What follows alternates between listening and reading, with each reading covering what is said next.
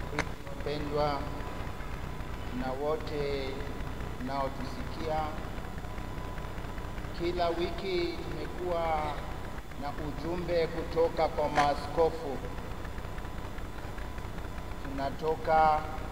Tunaenda kila jimbo, na leo tumo hapa, ujumbe maalum tutasomewa katika nchi yetu. Tulitoka Mombasa, tukaenda Kisumu, na leo tuko hapa Nyeri ili tuweze kuwapa Wakristo na Wakenya wote mwelekeo, hasa wakati huu wa uchaguzi.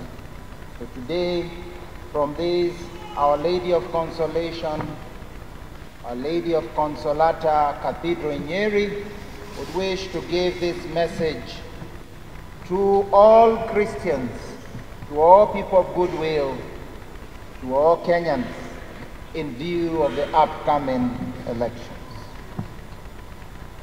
Beloved Christians and all Kenyans, we the Catholic bishops, as your shepherds, continue to walk with you this Sunday as we promised, to give you another brief reflection to guide us as we approach the forthcoming general elections.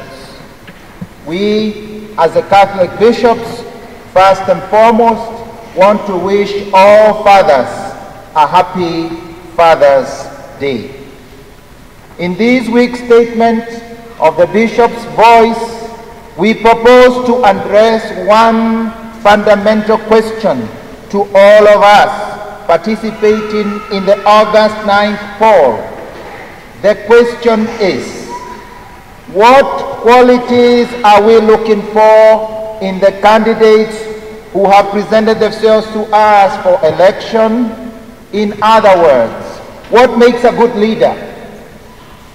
For us Catholic bishops, it is clear that Jesus Christ is our role model, for indeed he is a servant leader, a leader who washes the feet of his disciples, who said, "The Son of Man did not come to be served, but to serve."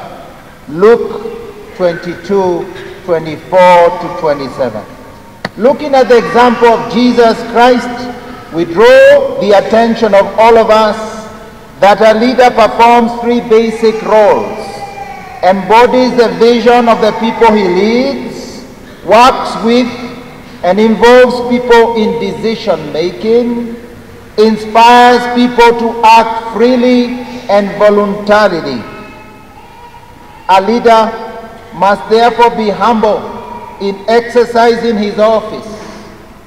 We have very clear and excellent examples of people of this kind. Some of these are African leaders who have had a vision, who involved their people in achieving that vision and greatly inspired the people they led. Nelson Mandela, for example, is an icon of reconciliation. Mwalimu Julius Nyerere was an example of humility. Notwithstanding the challenges these two leaders faced, they provide us examples of what it makes to be a good leader. Fellow Kenyans, we are not looking forward to electing saints or angels. However, we are aware that many times we have elected leaders whose performance in leadership remains haunting us and who bring their evil to leadership. Some loot taxpayers' money with impunity. Some disregard the rule of law. Some instigated deadly fights in communities, including tribal post-election violence, while others become bad examples to our children and the youth of our nation. We have often witnessed even physical fights among leaders or unrepeatable insults hurled at opponents. Our call this Sunday is a caution to avoid careless voting and focus on finding a servant leader in each of the 6 seats we vote for. Our nation, Kenya, will become the character of the leaders we give her.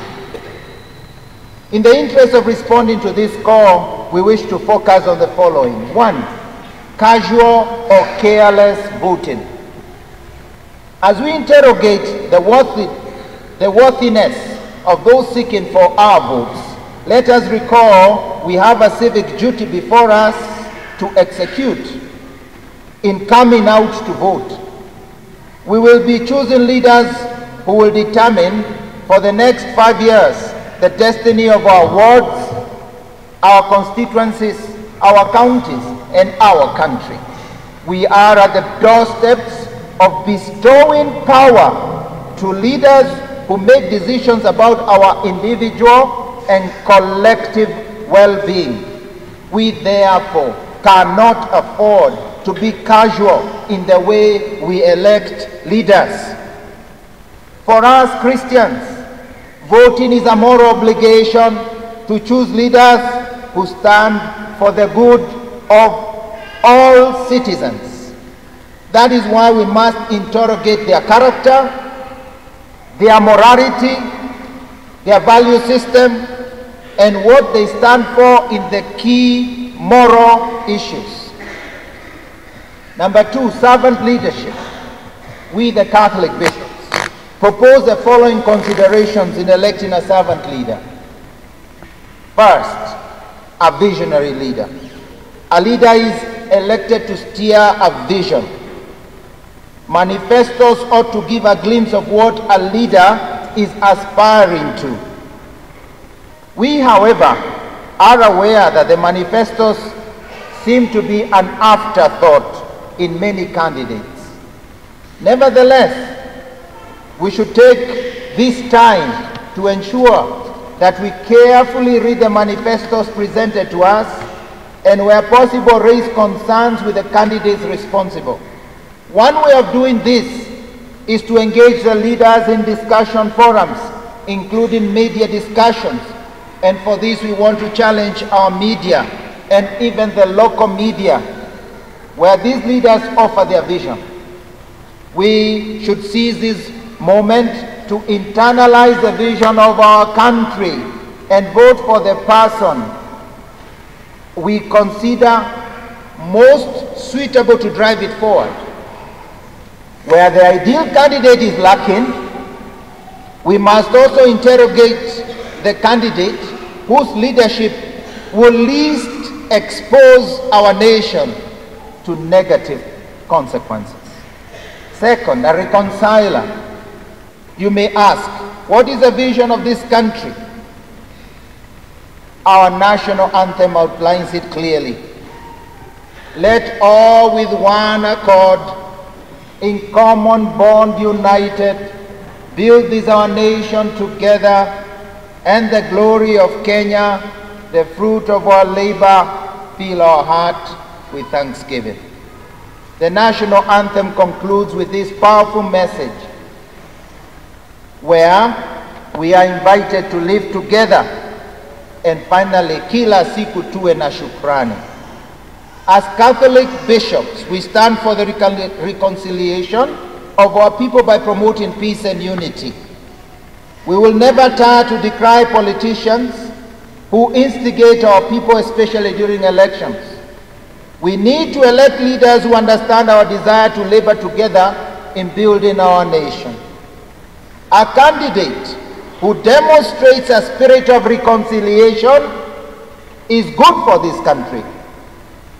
And not only reconciliation amongst people, but also reconciliation with Mother Earth, nature, through our environmental friendly agenda. We need a leader who reconciles us with our Creator, with one another, and with creation. Third, a fighter against corruption. Dear Kenyans, you will remember that the Catholic Church initiated a campaign against corruption. This campaign still continues. We continue to condemn this vice in our midst in the strongest terms. The bishops, in a prophetic gesture, removed their shoes to walk barefoot. We called upon all Christians and all Kenyans personally to join us in fighting against corruption. As we elect new leaders at all levels, we must seek a leader who commits himself to fight corruption and offers concrete actions on how to do so. We urge you to refuse to elect any leader who we perceive will propagate the cancer of corruption. An electable leader should detest corruption at all levels and serve as an example to others. Fourth, and most important, a truly moral leader. It is important that we interrogate all candidates on their stand on ethical and moral issues.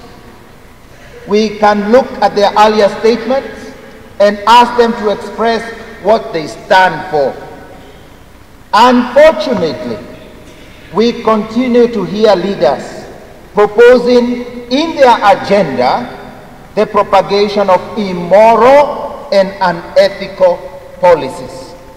For a nation to thrive, it must be founded on sound ethical principles.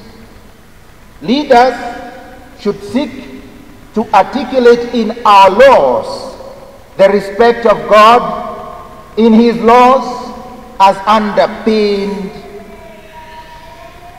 in our Constitution, the respect of life, and development that nurtures in the society what is generally referred to as goodness or common good.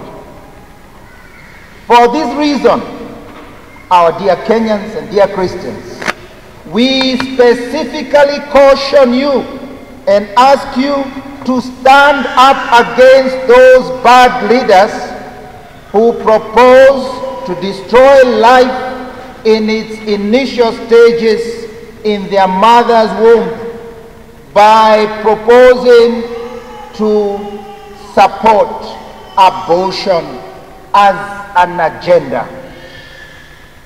Those who have an agenda of liberalization of sexual behavior, including pornography, and also to stand up against bad leaders who propose the destruction of our youth through liberalization of drug abuse. I repeat, we must stand up against those leaders who propose to destroy life in its initial stages, in the mother's womb through abortion, those who have the agenda of liberalization of sexual behavior, including pornography, and those proposing the destruction of our youth through liberalization of drug use. Any leader clearly supporting such agenda should not be elected.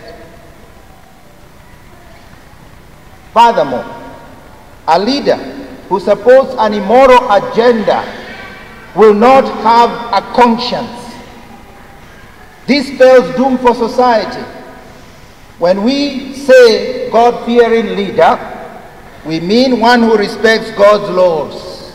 In real time, we must elect a leader who will not only protect, but will promote our traditional African and Christian family values.